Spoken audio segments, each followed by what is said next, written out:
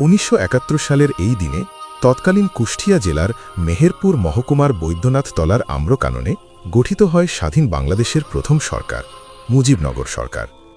এই সরকারের মাধ্যমেই বিশ্ব দরবারে আনুষ্ঠানিকভাবে আত্মপ্রকাশ করে স্বাধীন সার্বভৌম বাংলাদেশ।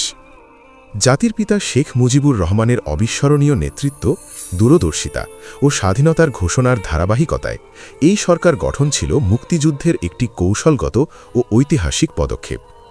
তার অনুপস্থিতিতে অস্থায়ী রাষ্ট্রপতি হিসেবে দায়িত্ব পালন করেন সৈয়দ নজরুল ইসলাম এবং প্রধানমন্ত্রী হিসেবে নেতৃত্ব দেন তাজউদ্দিন আহমদ।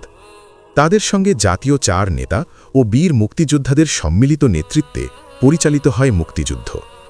মুজিবনগর সরকারের শপথ ছিল শুধু একটি আনুষ্ঠানিকতা নয়, এটি ছিল একটি জাতির আত্মপরিচয়ের ঘোষণা, স্বাধীনতার অঙ্গীকার এবং মুক্তির সংগ্রামকে সংগঠিত করার দৃঢ় প্রতিজ্ঞা।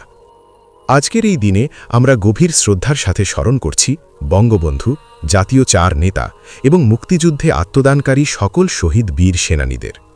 তাদের আত্মত্যাগের বিনিময়ে অর্জিত হয়েছে আমাদের স্বাধীনতা, আমাদের লাল সবুজের পতাকা।